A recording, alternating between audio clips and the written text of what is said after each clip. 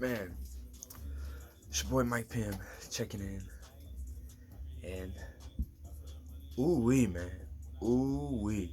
Let me put the track on, man. Let me put the track on. So my homeboy Vin Perp, he puts me on yesterday, and he's not even from Houston, right? This fool from South Carolina, and he tells me, man, I'm listening to this album, man, it's really good. And I had heard this fool's name before, but I didn't even necessarily like place him as from Houston. Uh, I had seen him on a Swish House mixtape, so I guess I made the connection with the city or whatever. But I didn't, I wasn't familiar with his work, and I didn't really know what to expect. So I jammed the album yesterday, but I guess I missed the first couple of tracks, right? And I was digging it yesterday. I was digging it. But I went to put it back on tonight, and this track is the first track on the album. Uh, and it's called Meet Again, right? And the first bar comes in, and I realize like what he's talking about, man, and I just fucking lose my shit, man. I start fucking bawling. I start crying like a motherfucker because every line in this fucking song is just, man, it's it, man. It is the entire experience and my whole fucking life at this point, right? Like every single line is something I identified with, and it hit me like every single painful experience of my life just landed on my chest all at once. Because I mean, when you're in these situations, right? A lot of times you don't like your mind and your psyche wouldn't be able to fucking deal with that shit if it all landed on you right there and then, right? So you build up this armor and you kind of defend yourself against the ideas, right? You don't really want to process the information in that way. And so I spent years of my life not worrying about that shit at all, right? And it all hit me when this fucking track came on. Court appointed lawyer, man. Yeah, the court appointed lawyer. He told me if I didn't sign for this that day, which was my first fucking court date. I didn't know this at the time, but that's totally, totally unheard of. Said if I didn't sign for it that day, they were gonna max me out and give me 20 years. So you goddamn right, I signed for that 8 years, right? Uh, man, every fucking line in this song. So I'm just sitting here bawling, man, losing my shit. I get to the end of the track, I started over, same thing, man. I'm hearing the stuff that I missed the first time around, and I'm just dying, man. I'm dying. I can barely breathe right now. Like I still can't fucking breathe.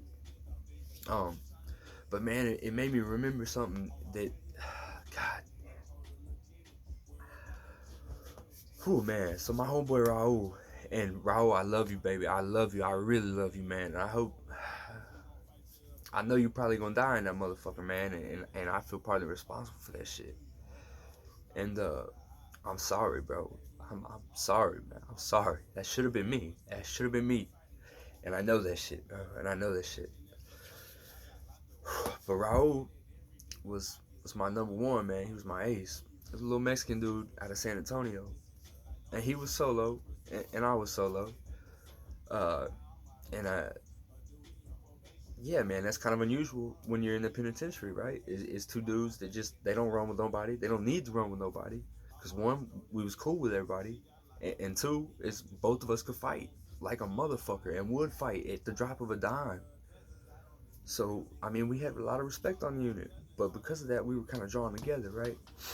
And man, this was on the Conley unit in South Texas, right? And I got over there on the unit, and I was G5. I was closed custody. I had gotten some shit on another unit, and then they moved me around. I worked my way out, and I just got lucky, man. They put me in SEG as my job as soon as I got out of medium custody and went back to the other side of the unit. And this is one of the best jobs that you could possibly have is working in SEG, right? Because everywhere else on the unit, they rotate all the officers in and out, right? So you may have a dickhead working there one day, and you may have somebody cool working in the pod, and this is not in SEG, this is in the normal pods, right? You may have, they just switch them out. So there's no comfort, there's no stability, right? They're constantly switching people out. Before I catch another line of that, and then just send me all the way out there again. Um, so they're constantly moving the guards around, right? But SEG's a little different because of the training that the guards have to receive, right? They have to give them a lot of extra training because like it's just the guys are back there 24 hours a day. They never leave and they never go anywhere. So they've got to be handcuffed if they take them out of the cell to take a shower. It's just a lot of extra training for the officers. So typically what happens in most units is that they'll train the officers for how to deal with SEG, and then they'll let them work SEG every single night. Um, and so that's where I got my job as soon as I got out of medium custody. And it was third shift, right? So I'm pushing a broom and like feeding trays and shit. But third shift is a little bit different as well. Because not only are you with the same guards every night, you need some, right? Not only are you with the same guards every night, but there's no rank on the unit, right?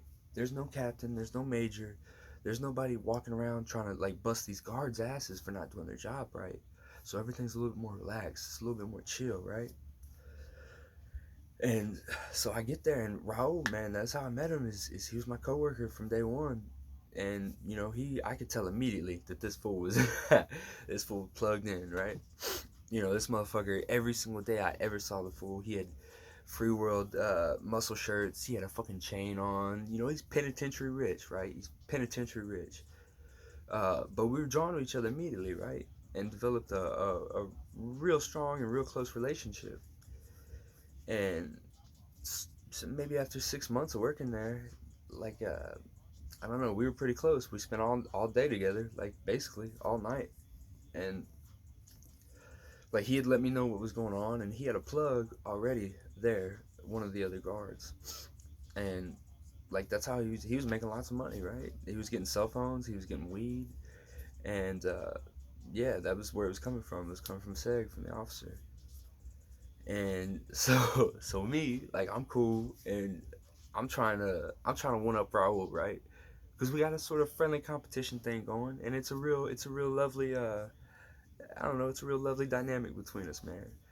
Because I don't know, it just motivated us. And granted, I'm not saying that manipulating people is alright, or that it's cool, or it's what's up. But in the penitentiary, it is what's up, right? And when you gotta manipulate a motherfucker for your basic necessities like toilet paper to wipe your ass, it becomes a sort of it becomes a sort of an achievement, right? And it becomes something for you to like work at, and you try everywhere. Hey, look out, boss lady! Hey, let me holler at you real quick. Ooh. And then the other side of that is sexual, right? Like these are dudes like myself. I didn't have sex with anybody for 7 years. Like him, shit, he was getting head from that. Like he was getting his, but it had been 15 years before that. Yeah, that's the other thing I didn't tell y'all about Raul. Because Raul had already been down for 20 years when I met him, right? And so yeah, there's a sexual component to that manipulation, and then there's also, you know, it's a game. They call it running game, but it really is a game. It's something for you to play to entertain yourself, right? Like I probably didn't need to get involved in what I was about to get involved in, but there was a very entertaining sort of carrot in front of me that I could wake up every day and feel like I was plugged in, and I feel like I had a purpose in life. Uh, so man, there was this gangster ass white woman named Miss Reed, who she was a fucking cop, man. Everybody hated her. No one liked her when she was working, right? But I don't know. I saw her and I just saw like, man, this is the one. This is the one that I'm gonna get, right? And everybody was scared of her. She wrote cases. She fucking bang on the cells. Hey, motherfucker, take your clothesline down. Take your clothesline down. But my thinking was that this bitch was about her money, and she was about her money because she would work four days on at her unit, at the Hughes unit, which was an all female facility, right? And then when she got done working her 4 days there, she would come and work 3 days at our facility, right? Which was just overtime, right? That she was stacking cash. So I could tell she was about her money, huh? And so I told Raul what I was gonna do, and Raul was like, "Man, I don't know, dude. I don't know, dog. I don't know, man. She a fucking cop, Miss Reed, a cop." I'm like, "Man, watch this, man. I got this." And me, I'm big chested. I'm trying to prove to Raul, who's really my big homie, man. Like that's who I was trying to impress. Uh, but I was like, "Man, I got this." So what I did was I just took a sheet of paper, right, and I wrote 12,000. on the sheet of paper. And one night we were passing out trays, and at the end, when we were done passing out and feeding the inmates in SEG, I just walked up to her. I said, "Look, I Miss Reed." And I sat down on top of the tray carrier. I said, "Man, if you fuck with me, that's what I can get you in 1 month. 12,000." I pulled the number straight out of my ass, right? I have no idea whether that was. But yeah, I left it there, right? And then I turned, and I jetted off, and I was fucking scared because that's not a good case. Like, you don't want to get caught with an establishing a relationship with an officer case. They'll put you, the ship you G5. You'll go straight to closed custody. Like, do not pass go. Do not collect $200. Like, your bitch ass is doing 18 months in a cell before you even see like a chance of getting out of that, right? So nothing happens, right? I shoot out of work. I dip off to the education building. I'm in class at the time because I'm about ready to go home, right? That's the other. That's probably something I should have let in with, but that was this is crucial. Is that I know that I'm finna go home because I'm about to discharge my sentence because I've been a fucking hardhead down here and fighting and get caught with weed and all sorts of other shit. Um, but yeah, so I was about to go home. They put you in changes classes, which is this sort of cognitive thinking area. It's really a bullshit class, but everyone has to take it before you get out. So I dip off to education. The whole time I'm in education, I'm fucking shitting. I'm sitting there and I'm worried about this shit, man. I keep thinking they're gonna come get me. I leave out of education, same thing at night, but no one comes and gets me, right? It just so happens that this was the day that Miss Reed went back to her unit. So because she went back to her unit, like I didn't have a chance to see her again for like 4 days until she came back. And I wasn't really sweating it at this point, but I kind of like, I don't know, I was just anxious, right? I was anxious. I wanted to know what she thought about this whole deal. Um, so the fourth day comes around, and she comes back, and she didn't say anything at first. You know, we go by when we first get there, we sweep up the pods because we don't feed till like 3 or 4 in the morning. And it wasn't until after we fed that she said, "Martin," she said, "what were you talking about the other night?" And I knew I had her. As soon as she said that, man, I knew I had her.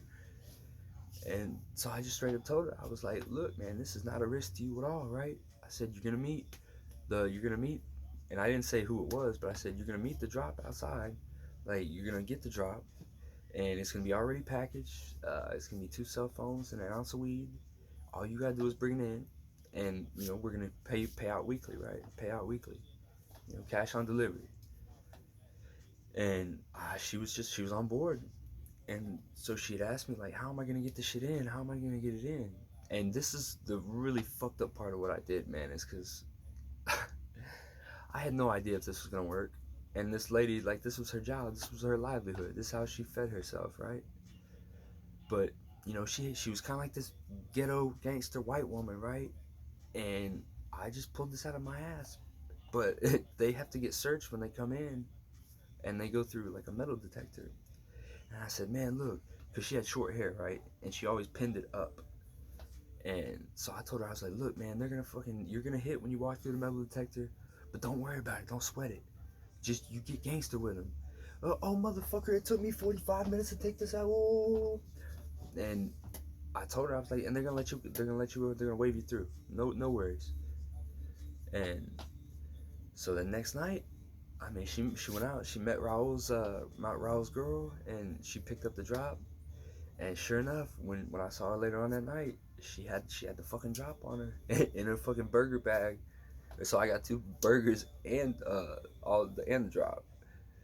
But she said it went exactly like I planned it, and she at that point she was sold on the idea of me in charge, right? And I felt really bad about that later on because like I very easily like I made all that shit up, and it was just like sheer luck that it worked, right?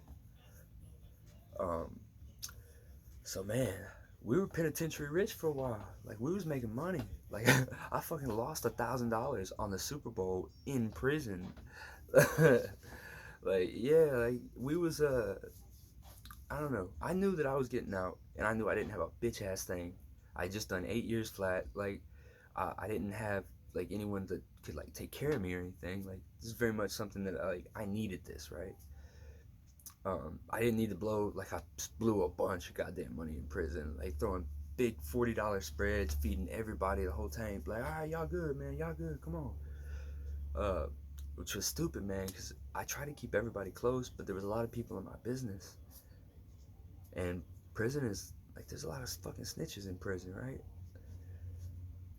So man, this probably lasted.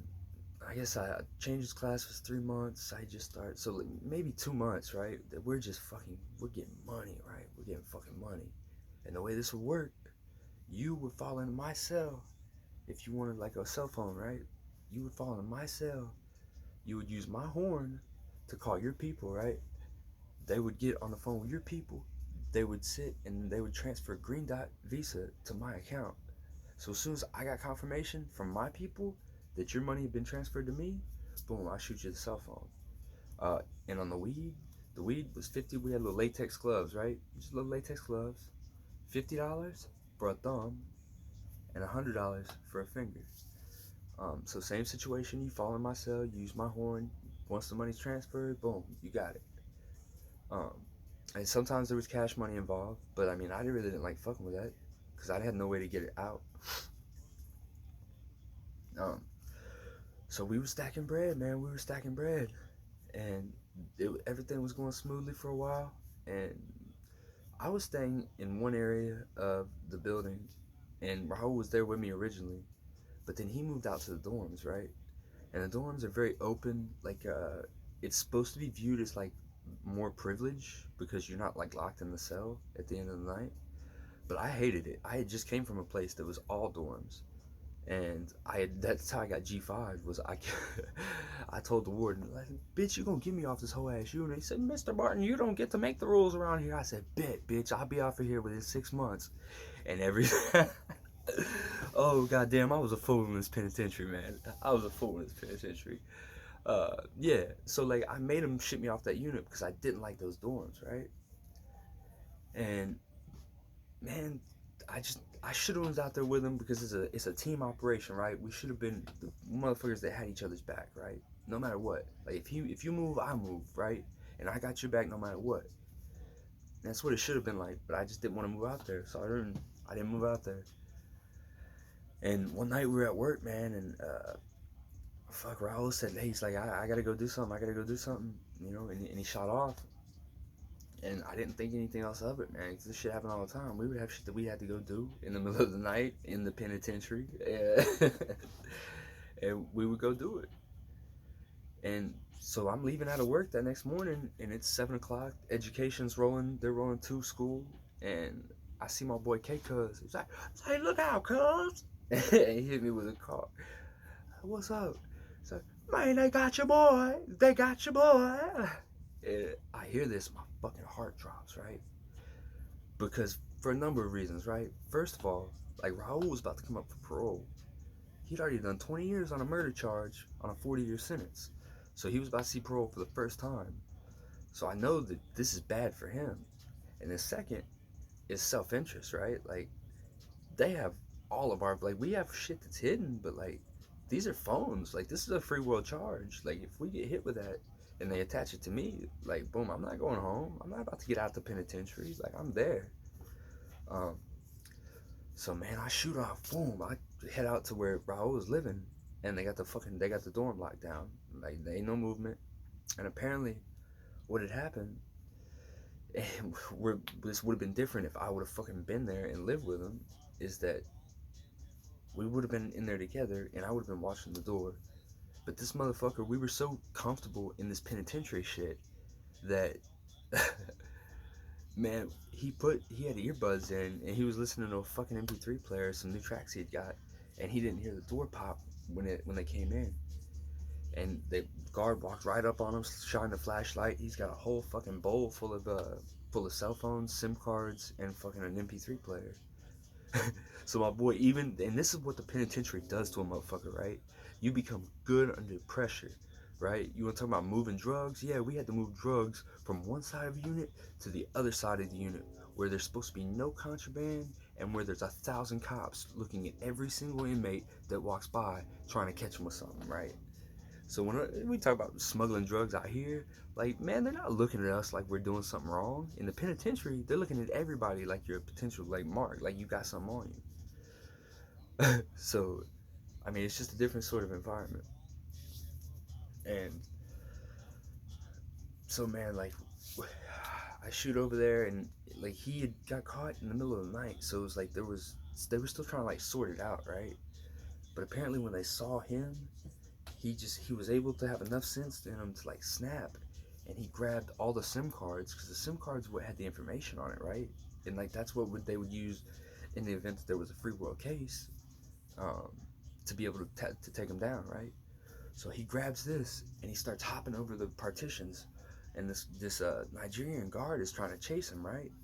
And boom, he's hopping him over. And fucking Raul is not but like 5'4", dude, short ass motherfucker out of San Antonio, man, my fucking boy. Um, but boom, he's hurling these partitions, and what he does is he walks, he gets by one of his other homeboys' bunks, and he just boom, he hits it right here, right? But he still acts like he's got everything, the SIM cards he did. But he acts like he's still got it, and he runs to the toilet and acts like he's flushing shit down the toilet. So the guard doesn't peep that he done dipped, and he done already got rid of the SIM cards and shit. So they fucking call the plumbers in. They get down there, they're fucking snaking shit out, like looking through the screens, because they put screens in all the toilets to make sure that if they flush anything, they can get it. But they don't find it because he fucking dipped off, right? But either way, they still got him dead to rights. Like, they got 2 fucking phones that have no SIM card in it. Like, that's enough to fuck him over right there. So after I find out that his dorm has already been shut down, like, I turn back around immediately and I shoot off back to work, right? And when I get to the gate, man, they could tell that I was fucked up, because they tried to tell me like, "Hey, Martin, you're not supposed to be here. Like, you work third shift." And I said, "Man, I need to go back to Seg, man. I need to see my boy." And I just hear the clink, the door pop, boom, and I pull the gate open. I shoot back, and man, one of the saddest things that I've ever seen, man, is that this motherfucker who was so on point every single day, man, just had his hair done up, always in free world muscle shirts and with his chain on, and just had this little like, he had this San Antonio swag about himself. And this was all when we were on our side of the gate, right? When we were on our side of the cell doors. Because them boys back there, they look rough, right? They don't give a fuck. They're not seeing nobody. They don't got no fucking visits. But seeing him on the other side of that cell, and his hair's all jacked up, and he's got no shirt on, he's in fucking like old ripped up boxers and shit. Like, I saw it and I just fucking broke down, man, because I knew what that shit meant, man. And this fool, somebody that had already done 20 years, and regardless, I know he had a murder charge. This was a good dude, man. I trust him with my life, man, my life. And I just fucking lost it. I saw him back there and I just started crying, and fucking as soon as I started crying, like, man, Raul started crying too. And man, he told me, he was like, "Man, I love you, bro." He's like, because I felt like it was my fault, man. I felt like those were supposed to be my phones, man, and I should have been out there with them. But man, he told me, "Nah, bro, I love you, I love you, I love you, man. It's gonna be alright, it's gonna be alright." He said, "You're going home." He said, "You're going home, man." He said, "You're gonna do big things."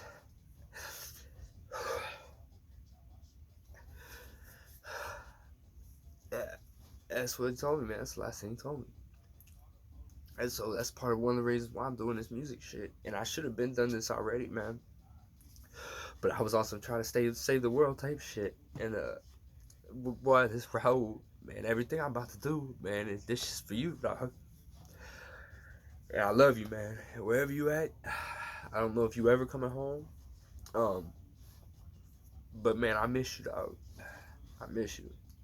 And man, shout out to this motherfucker right here, because this album shot me back to a place that I haven't been in a long time, and I needed to go there, dog. I needed to go there. So I appreciate it, man. I appreciate it. And this has been another Mike Pym story, man. And we're out for now. Bro, I love you, bro. I really do.